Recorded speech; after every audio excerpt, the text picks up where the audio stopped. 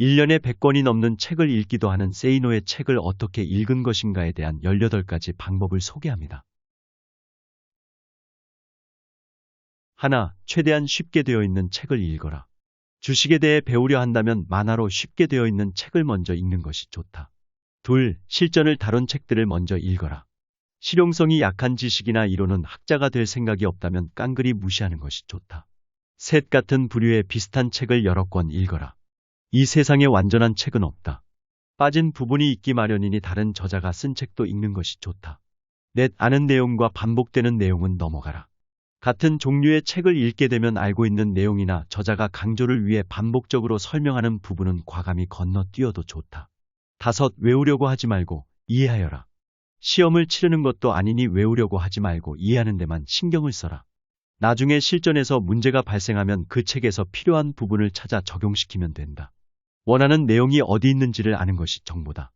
여섯, 책을 깨끗하게 다루지 마라.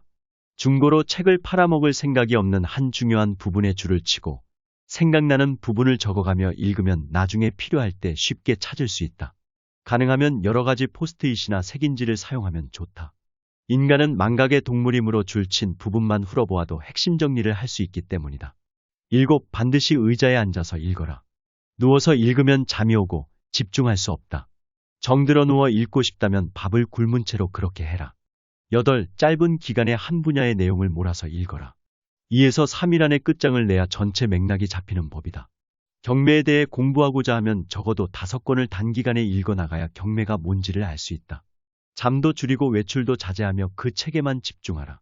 아홉, 틈나는 대로 읽어라. 지하철, 버스에서 멍하니 있거나 휴대폰을 하지 말고 책을 갖고 다녀라.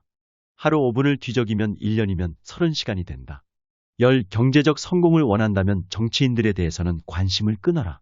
정치 기사가 나의 삶을 윤택하게 해준다거나 교양 있게 만들어준다고는 단 한 번도 생각한 적이 없으며 그런 것에 관심이 많은 사람들 중 자기 할 일을 제대로 하는 사람도 별로 만나보지 못했다. 11, 일 잘하는 방법에 대한 책을 최우선적으로 찾아내 반드시 읽어라.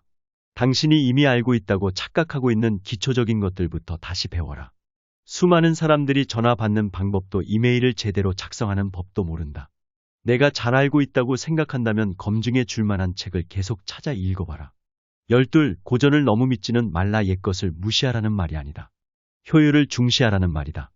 삼국지를 읽는 시간이면 다른 실용적인 책 10권을 더 볼 수 있다. 13, 청소년이 아니라면 역사 속 인물들의 위인전은 나중에 봐라. 성공한 사람들의 자서전 같은 것도 나중에 읽어라. 위인들의 상황은 당신과는 다르기 때문이다. 14, 화끈한 책은 멀리해라.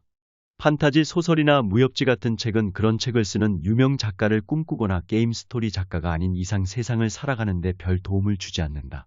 15, 서평을 읽을 때 주의하라.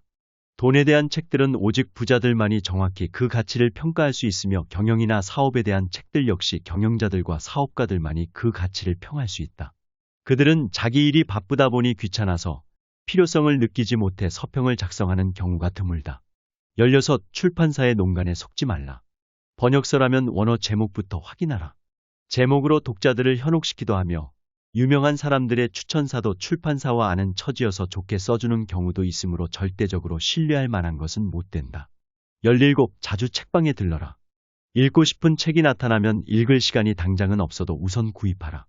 초판 3,000부도 안 팔린 상태에서 사라져가는 책들이 많다. 18, 때로는 돈 버는데 도움이 전혀 되지 않는 책도 읽어라. 시집도 읽고 소설도 읽어라. 그래야 삶을 통찰하는 눈이 깊어진다. 인생은 돈만으로 살아갈 수 있는 것이 아니지 않는가.